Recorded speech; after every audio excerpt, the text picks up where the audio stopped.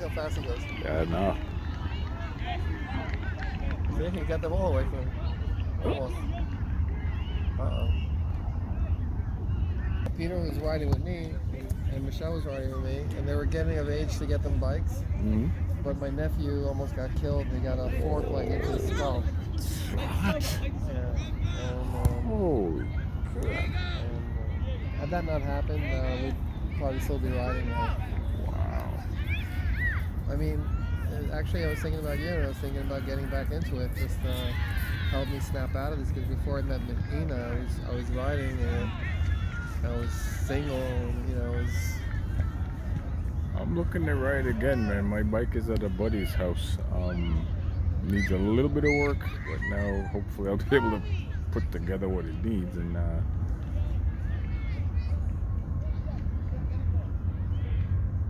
where do you go riding, though? I mean, well, I don't know where I'd go. I was just thinking about that apple orchard you were talking about earlier. it's Walden. I was thinking about finding a farm upstate and just riding on it. Tearing up the fallen apples. I don't know, it's good to think about it because it helps rejuvenate those brain cells that were dormant.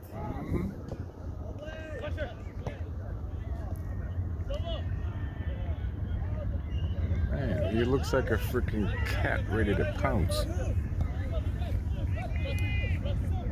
Wow. Yeah, he's like a cat ready to pounce, right? Yeah. He's reading the plays. Yep.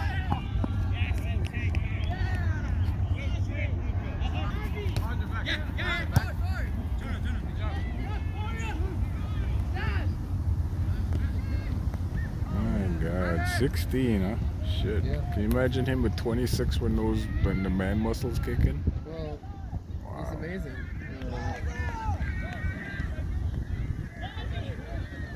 And he's got the right ingredients now. Usually the top pros, a lot of them lost their moms, you know. Really? Yeah. Wow. They get lost into their sport. Like kind of me too. When I had conflicts with my parents, Mm-hmm. and I just dove into motocross Yep. and dedicated my life to it. I did the same. I mean, I came from a family background where my parents despised motorcycles. They couldn't afford to give me motorcycles either. Yeah. And my hero was Evil Knievel. Yeah, I remember that. And they would tell me, every time that guy gets on a bike, he's breaking bones. But that's all they saw. What I saw was every time he fell, he got back up. And that inspired me to want to be like people like that. Yeah. Not give up. Yeah, I never thought about my falls. I just thought about victories and doing my best. Yep. So how many time Greek national champion is that? 3. 3 times. Wow. I won other years too, but I didn't do the whole series. The whole series. Oh, okay. So I did 7 out of 12 races, 5 out of 12, and I won those 5 and those 7. That's amazing. That is true. I got first overall for the day, worst case. That is amazing. So what do you think made you, of all people, this kid from basically New York City, you know, come out there and just, you know, to be a top 10 world championship level racer? I think it's just the power of self-belief. You know, if you believe that you can do it and you visualize it enough and you just do whatever it takes, dissect it, talk to the right people, and just do what you have to do day by day, you'll improve. So how did you end up even finding motocross? I mean, I think some people, like, our sport kind of finds us, you know? I mean, what led you to dirt bikes as opposed to something else? Well, motocross came to me here in New York City, actually, with the mini bike phenomenons of the 70s. Pull start. Then we moved to California for a year, and that's where I got into 80s. And at the same time, I'd be sent to Greece for summers with my grandparents, and my father's best friend's little brother was the Greek national champion. Wow. So I would grasp onto some tips, and he was very technical, he was very good. And those techniques, I applied them when I came back to the U.S. And I was pretty much improving at the races. The practices that I had in the cemetery or by the cemetery or on the parkway, by the parkway, or Colony Hill, if you remember that, Yeah. Long Island. Yeah. Some of the tracks we had were not the right practice for getting to GP level, but I took the speed that I developed here with me to Europe and worked on it in Greece, and then from Greece went to the GPs. So And living in Belgium and different countries in Europe is where I fine-tuned the skills needed. So I made an additional jump in speed when I was living in Belgium. So how old were you when all this was going on? So I went from junior to amateur to expert in 1 year when I was 15. Holy. And then 16 I turned pro here. And then 16 and a half I moved to Greece. 17 and a half I moved to Greece. 17. To put that in perspective, I remember when Ryan Mills turned expert at 15, I thought that was like, damn, I'd watch him ride, and like Ryan went on to be a factory rider for Honda and I think KTM at one point, and then won the final moto, I think at Millville or something. And that was the 1-800-COLLECT days that I was listening to it over over the phone. But so you always had a bit of that in you then. I mean, it's not like what the competitive like desire or the motocross thing, because you got to be a little crazy to ride motocross. Yeah, I think I was very crazy. I was into crazy things then. Fireworks was a passion of mine, and dirt bikes, motocross was a passion. I just loved dirt, being kicked up. I love rooster tails. I love burnouts, donuts, all that fun stuff. Jumping, but not the crazy jumps like you see today, but the more the natural terrain, slingshots, where you hit like a hill like that, fifth gear wide open or something, or if it's low enough, you wheelie right over it. Yeah. So those are the skills that my coach, the champion of Greece, Namna was his nickname, taught me. He taught me how to wheelie over bumps. And that technique, when I brought it here, was phenomenal because I would wheelie over the bumps and drop the front wheel right before the corner. And in Greece, I'd practice overshooting corners, so I got really good at berms and turns. So my forte in motocross was my corner speed because I never really had good bikes as a privateer, and I didn't have all the resources coming from Greece, low budget. So my bike was definitely underpowered. The biggest mistake I made was I just didn't focus on the 500s right from the beginning. I should have just jumped the 500s at 17 years old because I was winning 500 races here in the expert class. I should have just stuck to the 500s over there because they're more reliable and more competitive compared to the factory bikes. Right. It was a 125 or 250. Those were monsters. Unless you had a factory team behind you, there's nothing you could really do in that category. Up to the top 10, they were all pretty much factory bikes, and if they weren't factory bikes, they were highly modified bikes with the best tuners in their countries, and they were all very well connected. All the motocross teams then, as well as they are now. So it was fun. I mean, talking about factory bikes, I met a guy. I'll come back with another question after that, but I met a guy named Deakins. I remember my buddy Carlos, one of the guys, as far as Vasquez, used to ride at Whitestone all the time. And he says, yo, some guy's got a factory bike at Whitestone. I hadn't planned to ride. I'm like, oh, she's like, yeah, it's sitting right here. So I'm like, all right, I'll be there. Get dressed, I show up, and nobody's riding. So that's the first clue, yo, something is happening. And I roll up. As I get closer, I'm looking at this number 43 Kawasaki with the green background. I'm like, wait a minute, I just saw that bike last weekend at the GP in Unadilla. So I walk up, and like everybody's crowded around this guy, speaking French. I could barely understand what the hell he was saying, in English. And I don't know how, but I got up to there. Like, do you mind if I take a look? I'm like, go ahead, but be careful. It's in free too. Bro, when I tell you I got on that motorcycle, I overshot the first 3 corners because the bike itself was so competent at what it was doing. Okay, what it was Damien was like on the verge of being national minicycle champion. He was about to go up that ladder, but then he had a bad injury. So the generation that was behind him went they became GP riders like you. They remembered him.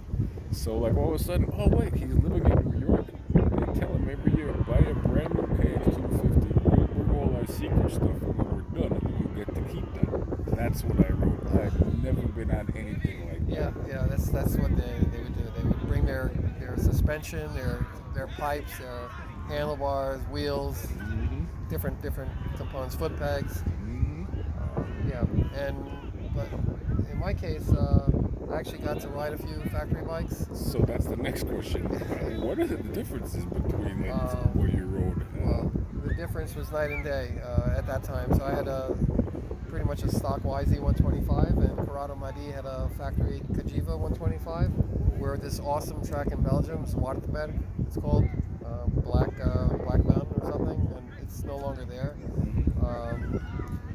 But Hans Korvers has, I think, his business there, and I noticed that a couple of months ago. And I actually remember that track. That track was awesome for training. You see all these top pros there training. I saw Harry Everts, all of them there at the time when we were still riding.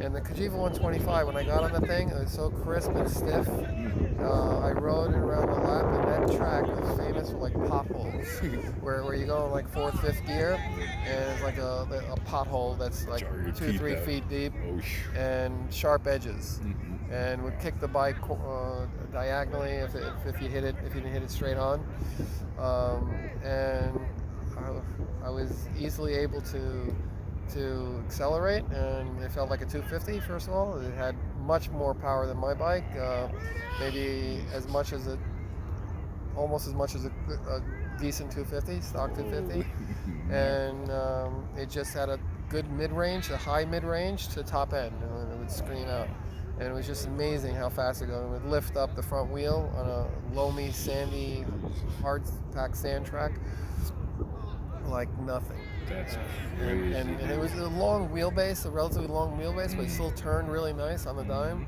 And the suspension was stiff, but it would progress through nice and consistent, not like a seesaw, like my bike, relatively. So I was compensating with my physical stamina and body and movements on the bike, whereas these guys were just opening the gas and just pointing it and going and winning. Night and day difference. And this was the year that Corrado Madi broke his leg and didn't finish a championship. I wrote an article about that. I'll actually send you It's in send you the 1984 link for that. for anyone listening. All they had to do, the way it was going, when Madi went out and set the fastest time. Rinaldi went back out, beat that time. Madi went back out again. Rinaldi went back. This time, the third time Madi went out, he not only smashed Rinaldi's record, but he smashed the track record. He set a track record, and he was on the way into the pits. And for some unknown reason, he decided to turn back out again into the path of another rider, of a Dutch rider that was on his fast lap. And I'll never forget that picture in motocross action. They pulled him on the stretcher, and like you could see in his face, he realized everything that was lost in that little instant right there, you know. But little fun fact. Yep, that's definitely interesting to know. I was the first person in New York State to buy a Cagiva dirt bike. Yep. Through Cycle Center. So it's good. We're full circle with this conversation. Right. Yep. It was an excellent bike. I wouldn't be surprised if it would still be competitive today if it was in the 125 class. It's funny, when I had mine, it didn't feel right on the District 34 tracks because our stuff tended to be a little more supercrossy. But when I raced at Long Island, what was that track in Long Island? West Hampton? West Hampton, correct. It was like, I literally felt like I could have let go of one hand and go down the 4th gear straightaway. That thing was built for European type tracks. Amazing motorcycles. Yeah, West Hampton was very similar to some of the tracks in Belgium, but smaller and tighter. Yeah, but the ground, the loamy sand, hard sand was similar to the areas by Everts' home, Genk, that area. So fast forwarding into where we're at now. I mean, what's your take on the whole electric dirt bikes. Welcome to the 21st century. I think it's going to take a little while, but the good thing is that it won't upset neighbors. So if I always was concerned about that, that I'd love to build a track in the city and not disturb anybody. But so I think that with this electric bike phenomenon, it'll spur that. The thing is that it'll be hard to control the horsepower and keep the classes competitive against each other. I think you can have a problem with displacement, figuring out, okay, how do you know if a bike has less than 30 horsepower? So what are you going to do, base the classes on horsepower? How do you quantify that? So I think probably the best way to do it is to rate them horsepower-wise. So that anything under 30 horsepower, and then at the end of the race, if somebody protests, you test how much horsepower it has before they could press a button to reduce the horsepower. I think it's going to be challenging. It'll probably be an open class, and for little kids on 50s and stuff. So what advice now would you give to let's say a student athlete, whether it's I would football say or play as many motocross? sports as you can, be as fit as possible throughout the year, and ride bicycles as well, and when you can, you ride your dirt bike, and you'll get better. Awesome. Be the quickest way to get better, and then if you see that you like it, continue. And the more you race, the better, but don't overdo it either. So there's a balance in moderation. You want to race maybe 2 or 3 times a month, so you take 1 week off where you practice and fine-tune the skills that you know you're weak in at the races, because you're not going to be able to fine-tune your skills at the races so easily. So it's always good to take some homework back from the races. So study your mistakes, compare yourself to the top pros, and do a comparison. Okay, where do I need to improve at? Is it corner speed, jumps, whoops, terrain? There's a picture I keep that I show my students of the benefits of having a coach as opposed to just an instructor. And it's you at I guess a track in Long Island, probably Mike Rio's track, I think it was, and you're cranked on the CR450. And then there's the picture you took of me at Whitestone after we had a day of practice. And I'm similarly cranked. People are like, dude, your front wheel is roosting. I'm like, that's what having a really good coach can do for you, Coaching is critical, because look at all the top pros these days. You can't get to the top pro level without having a coach. You see, even in motocross, you have David Villeman, you have all these top guys are training racers, and the Everts, they train their lineage as well. So you had Harry teaching Stefan teaching Liam Everts. The Geboers brothers, they're coaches. They're brothers, but they're coaches to their family, right? So today's world, you have David Villeman, who's did wonders with Dylan Ferrandis. Yep. And there's others, numerous ones. They all take pointers from different people. David Bailey, remember? Exactly. New professor. John, we appreciate you taking this time out of your watching your son play soccer out here today, and bringing back some memories of. You don't have to be from Southern California or Florida, people, to make it in motocross. This man right here is living proof. If there's a will, there's a way. Amen, brother. Thanks for the interview. Thank you.